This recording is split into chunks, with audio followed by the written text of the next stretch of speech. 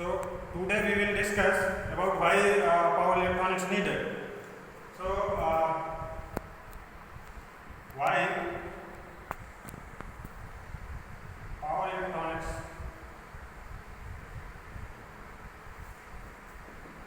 needed. So आज हम ये देखेंगे कि जो है पावर इलेक्ट्रॉनिक्स की ज़रूरत क्या है और क्यों. सो कुछ ऑब्जर्वेशन है. आजकल हमारी कंट्री में कितना परसेंट एनर्जी जो है किसके थ्रू हम प्राप्त कर रहे हैं. तो energy scenario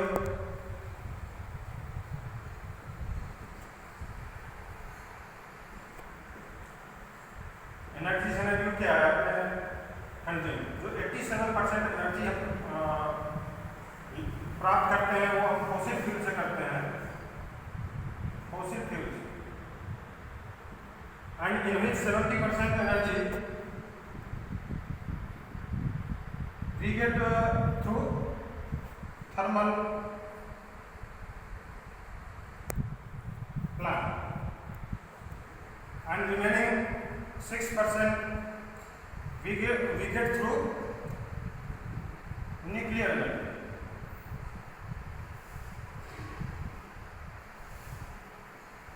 And rest energy we obtain through renewable.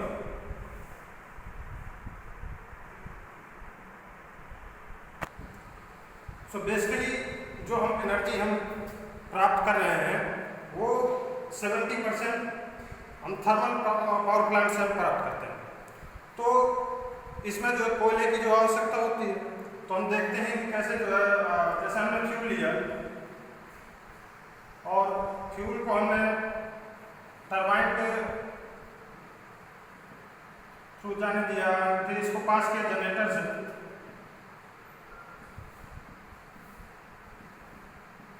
फिर इसका ट्रांसमिशन किया हमने जो हमारे यहाँ जनरेटर, क्योंकि जनरेटर जो है मैकेनिकल से इलेक्ट्रिकल एनर्जी में कन्वर्ट करता है, तो इलेक्ट्रिकल एनर्जी का हमने ट्रांसमिशन किया and finally it is sent to the load. So basically why we are discussing this. हम एक एग्जांपल लेते हैं. जैसे अगर हम इसका हम 100% फ्यूल हम लेते हैं तो हमारी जो एनर्जी है यहाँ तक आते आते कितनी पहुँच, मतलब इसका कितना परसेंट हम लोड तक पहुँच पा रहे हैं. तो यहाँ तक ये जो एरिया है टरबाइन तक, यहाँ पे हमारी 65% जो एनर्जी लॉस होती है. जो हमारा जनरेटर के इनपुट में जो एनर्जी पहुँच रही है वो हमारी 35% पहुँच रही है, क्योंकि जनरेटर हमारा मैकेनिकल से इलेक्ट्रिकल में कन्वर्जन करता है, फिर ट्रांसमिशन में लॉसेस होता है. तो फाइनली जो लोड में हमारी जो एनर्जी पहुँच पा रही है उससे 16.5%. तो अगर हम 100 किलोवाट यहाँ से हम भेज रहे हैं तो हमें यहाँ पे कितना मिल रहा है 16.5 किलोवाट. सो बेसिकली यहाँ पे about 83% between this to this we are losing. अगर हम 100 किलोवाट दे रहे हैं तो हमें 16.5 किलोवाट मिल रही है. सो अब इसमें क्या है कि हमें कोल से हम प्राप्त कर रहे हैं तो कोल हमारा कितने ईयर तक जो है लास्ट करेगा.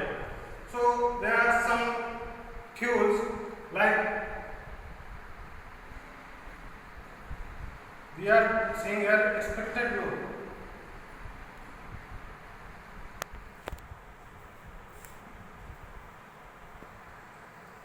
So अगर हम uranium as a fuel use कर रहे हैं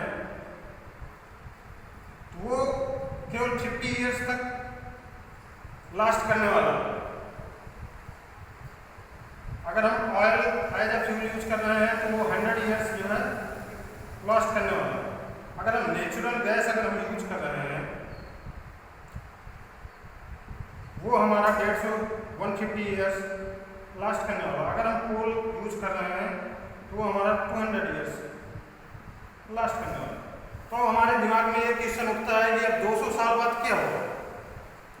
200 साल बाद हम किसके कौन से फ्यूल के थ्रू जो है हम एनर्जी रिसीव करेंगे. सो वन क्वेश्चन अराइज है, what will happen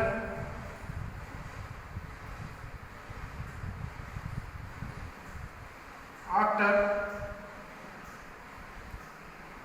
200 years? सो इसका जवाब हमारे पास कुछ नहीं है, वी डोंट नो। सो हम 200 साल के बाद क्या करेंगे?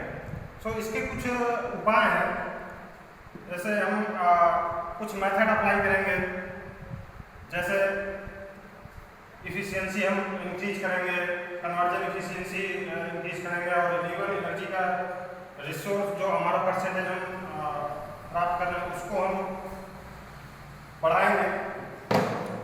सो we can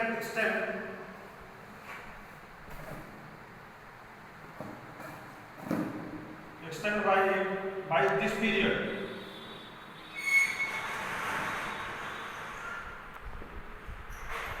By using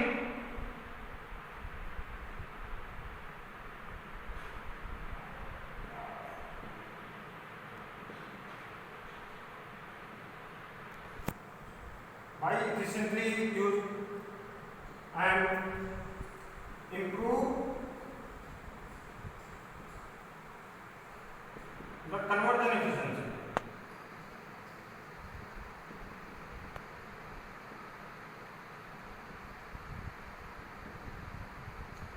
conversion efficiency हम बेसिकली हम इसमें हम पावर इलेक्ट्रॉनिक डिवाइसेस या पावर इलेक्ट्रॉनिक सर्किट्स यूज करते हैं। तो ये कन्वर्जन एफिशिएंसी को बढ़ाने के लिए हम पावर इलेक्ट्रॉनिक्स सर्किट का यूज करते हैं। एंड और जो इसका नेक्स्ट मेथड है, हम जो रिन्यूएबल एनर्जी है उसका हम परसेंटेज इंक्रीज करें डे बाय डे, क्योंकि जो रिन्यूएबल एनर्जी है उसका खत्म होने का जो है कोई चांस नहीं है। सो हम इम्प्रूव कर सकते हैं, improve the percentage of renewables. So हम बेसिकली पावर इलेक्ट्रॉनिक्स की बात कर रहे हैं, तो हम बेसिकली हम कन्वर्जन एफिशिएंसी का यूज देखेंगे कि हम कैसे जो इम्प्रूव कर सकते हैं। सो एक मैं ब्लॉक डायग्राम बना रहा हूँ, जैसे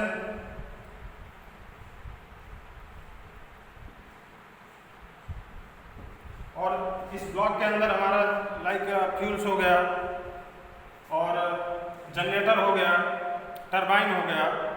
तो अगर हम 100 किलोवाट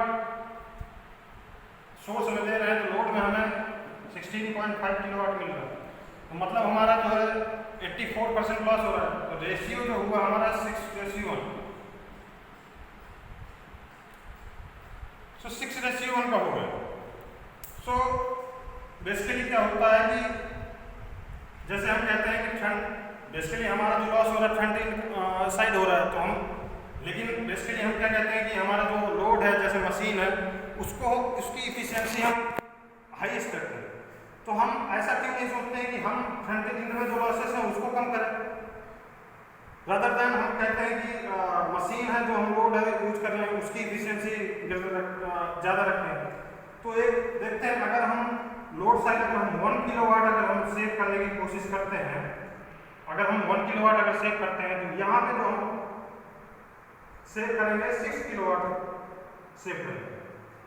सो हमारा क्योंकि फ्रंटिंग में हमारे पास कोई वो नहीं है, साधन नहीं है कि हम कैसे जो है उसको हम इंक्रीज कर सकें या मतलब जो लॉस हो रहा है उसको कम कर सकें।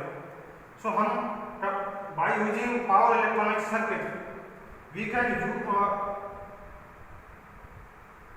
इसमें हम पावर इलेक्ट्रॉनिक सर्किट का यूज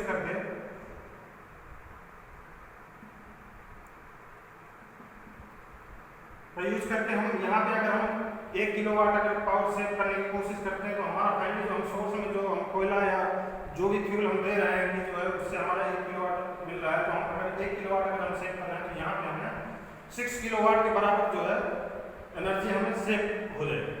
तो इसके थ्रू हम जो है जो पीरियड है हम 200 साल की जगह हम और ज़्यादा बढ़ा सकते हैं।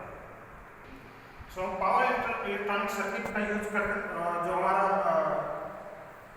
मोटर है हम उसको इफिशिएंट करके पावर इलेक्ट्रॉनिक सर्किट का यूज करके जो है हम मोटर की इफिशियंसी हम बढ़ा सकते हैं। तो दैट इज जो है power electronics is more important in for saving the energy. So there are some examples related to this.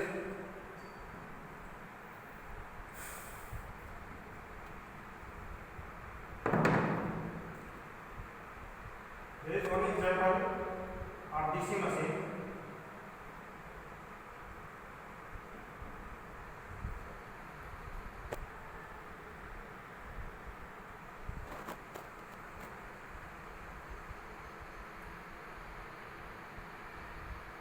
If we give terminal voltage Vt is equal to 200 volt and voltage E is equal to 198 volt and it is running 1000 rpm and armature current I है। सो अगर हम इसकी speed हम कम करना चाह रहे हैं like 1000 rpm से 500 rpm हम करना चाहते हैं, तो हम कैसे करेंगे? हम जानते हैं कि E is equal to 5pm z divide by 60। So अगर हम प्लस कांस्टेंट रख रहे हैं तो और हमारे सारे पैरामीटर कांस्टेंट है, हमारा जो EMF की वैल्यू है डायरेक्टली प्रोपोर्शनल टू स्पीड हो जाएगी। हम स्पीड हाफ कर रहे हैं तो हमारा जो EMF अक्रॉस दिस वो भी हमारा हाफ हो जाएगा। तो E इज इक्वल टू जो हमारा नया EMF आएगा तो 198 divide by 2 so 99 volt. So 99 volt हमें अगर जो है 1000 से 500 आरपीएम तक जाना है तो हमें EMF इसके क्रॉस हमें जो है ऐसा कुछ मतलब ऐसा मेथड अप्लाई करना है कि 99 वोल्ट। तो हमारे पास कन्वेंशनल मेथड है कि हम इसके आर्मेचर रेजिस्टेंस के सीरीज में हम एक एक्सटर्नल रेजिस्टेंस लगा दें। So this is conventional method. अगर हम आर एक्सटर्नल यहाँ पर कर दे रहे हैं और ये हमारा आर्मेचर ई की वैल्यू हम यहाँ पे हम 99 वोल्ट अगर लाना चाहते हैं और हमारी जो आई है वो कांस्टेंट है और terminal voltage Vt equal to 200। So हमारे पास जो आर एक्सटर्नल के क्रॉस वोल्टेज होगा वो 101 होगा। तो इससे ये निकल के आता है कि हमारा जो वोल्ट है वो आर एक्सटर्नल के क्रॉस आ गया। तो ये क्या रिजल्ट देता है? ये हमारे सर्किट में लॉस का एक फैक्टर बढ़ा देता है। हमारे सर्किट में लॉस आ जाएगा क्योंकि हमारा P इक्वल टू जो P लॉस होता है V square divide by R external और V हमारा जो है V आर एक्सटर्नल के क्रॉस का है 101 वोल्ट। सो 101 का स्क्वायर आर एक्सटर्नल। सो हमारे पास अगर लॉस बढ़ रहा है तो लॉस बढ़ेगा तो हमारी इफिशियंसी डाउन हो जाएगी। तो इफिशियंसी डाउन होगी तो हमारे जो ये हम जो चाह रहे हैं कि हमारे इफिशियंसी बढ़े वो तो इससे हो नहीं रही। तो हमारे पास इसके अलावा जो हमारे पास आजकल के जो पावर इलेक्ट्रॉनिक्स हम जो यूज कर रहे हैं हम इसकी जगह आर एक्सटर्नल की जगह हम पावर इलेक्ट्रॉनिक सर्किट का यूज करेंगे जिससे हमारी इफिशियंसी बढ़ जाए और हम पावर इलेक्ट्रॉनिक सर्किट का यूज करेंगे।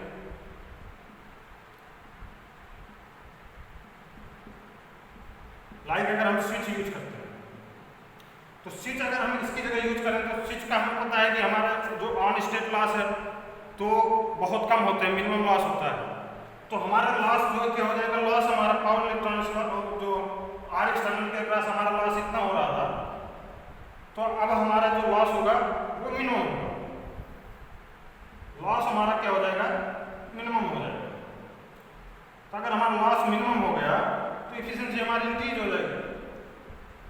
तो ये हमारे पास जो है एक आजकल के दौर पे हम आर एक्सटर्नल का यूज ना यूज करके हम पावर इलेक्ट्रॉनिक स्विच का यूज हम करते हैं जिससे हमारा लॉस कम हो और इफिशियंसी बढ़ जाए। और एक हम एग्जांपल लेते हैं ट्रांसफार्मर का। लाइक ट्रांसफार्मर में हमारा क्या होता है कि जो हमारी मैक्सिमम इफिशिएंसी हम प्राप्त करते हैं वो एक फिक्स लोड के लिए ट्रांसफार्मर में हम so maximum we get maximum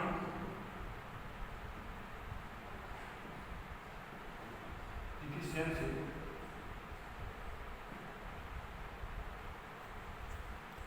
when Pi is equal to Pcu, where Pi iron loss and Pcu copper loss. So copper loss depend load current I square R. So this is for because Pi is constant always. अगर हम जो है different load के लिए हम अगर use कर रहे हैं तो हमारी मैक्सिमम एफिशिएंसी हमारी इसमें क्या कि एक ही लोड के लिए हमारी मैक्सिमम एफिशिएंसी मतलब हम प्राप्त कर सकते हैं। लेकिन अगर हम इसकी जगह हम पावर इलेक्ट्रॉनिक्स डिवाइस का यूज करें क्योंकि हमारी जो आयरन लॉस है वो वोल्टेज और फ्रिक्वेंसी पर डिपेंड करता है, तो पावर इलेक्ट्रॉनिक्स सर्किट का यूज करके हम V/F की वैल्यू अगर हम मेंटेन करके रखते हैं तो हमारा Pi is equal to Pcu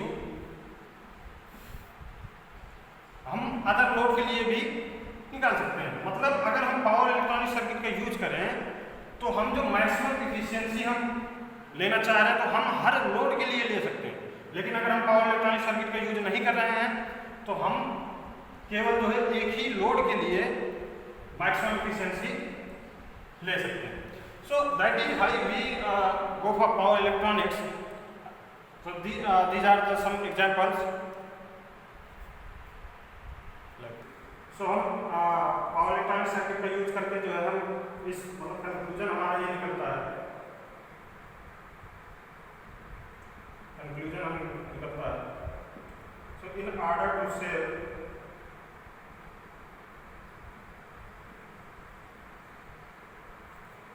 to save energy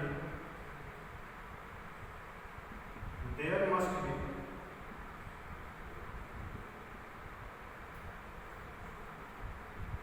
a separate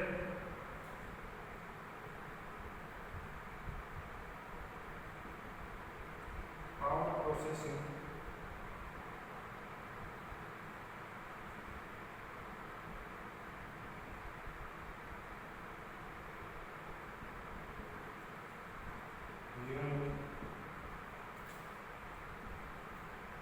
between source and load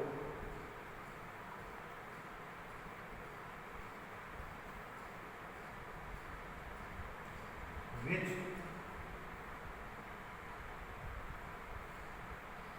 gives required input to machine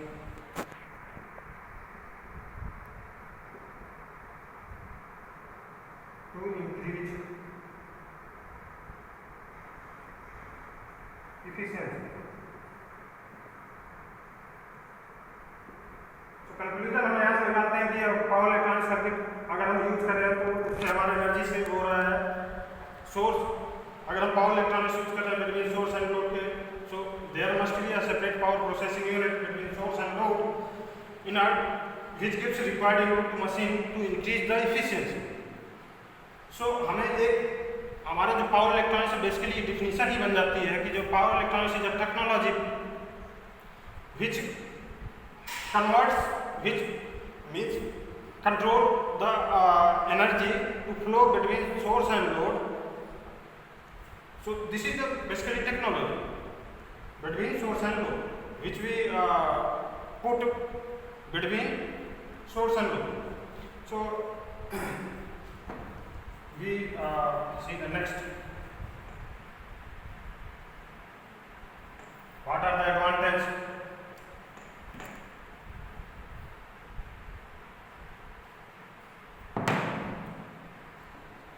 Advantage of using power electronic circuits. First advantage is no rotational loss.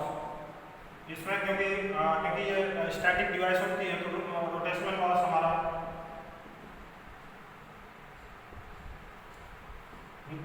बिल्कुल minimum होता है and high efficiency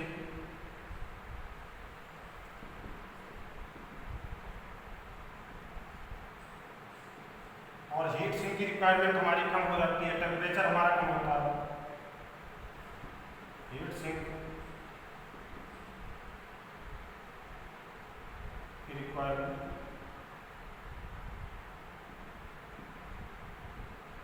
less required. Size हमारी so compact size,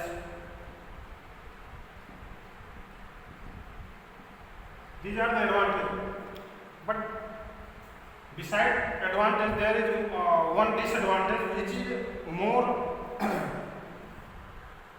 dangerous. So what is the disadvantage of using power electronics?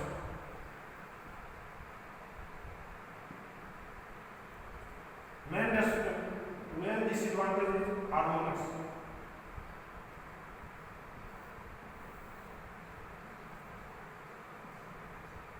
ये हमारा main जो है disadvantage है हमारा पावर इलेक्ट्रॉनिक सर्किट के यूज करने में। हार्मोनिक्स कैसे आता है, जब हम स्विचिंग करते हैं तो स्विचिंग के थ्रू ये हमारा जो सिस्टम है पावर के या करंट के या वोल्टेज के फॉर्म में सप्रेस कर देता है। जो हमारा जो वोल्टेज है, हमारा आउटपुट वोल्टेज है, इनपुट करंट है, वो डिस्टॉर्टेड हो जाता है। सो basically harmonics is a non-sinusoidal component which affects the performance of system.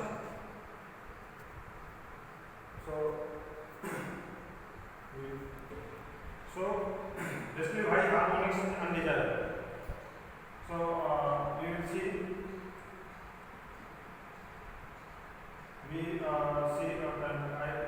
IT is equal to I naught plus I1 sin omega t plus IM2 sin 2 omega t plus like. If we calculate the RMS value of current, so I RMS we will get I naught square plus IM square plus IM square plus dot. सो हम यहाँ से देखते हैं कि हम मतलब IST जो RMS की वैल्यू है वो इंक्रीज हो जाती है। सो इंक्रीज होने से क्या होता है, अगर हमारा हार्मोनिक्स है सिस्टम में तो लॉस, क्योंकि लॉस हमारा I RMS स्क्वायर पे डिपेंड करता है, तो हमारा लॉस बढ़ जाएगा। लॉस बढ़ने के अलावा हमारा पावर फैक्टर जो होगा, power factor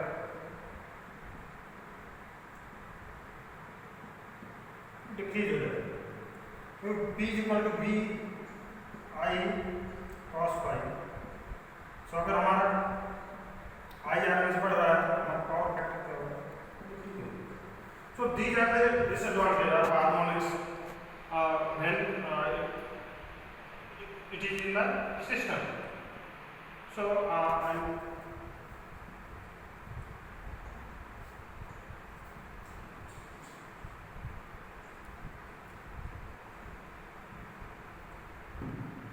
harmonics we will see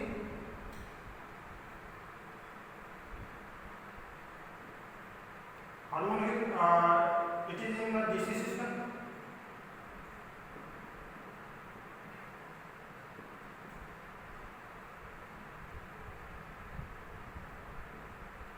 And the second one is AC system.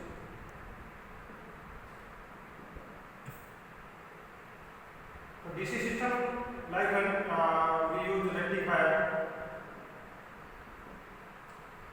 converts AC to DC, and if you use inverter, so it converts DC to So basically see here जो output हमारा जो जैसे अगर हम कोई circuit हम use कर रहे हैं, यहाँ पावर इलेक्ट्रॉनिक सर्किट है, सो ये भी है हमारा, ये है हमारा जो करंट की वेवफॉर्म आती है हमारी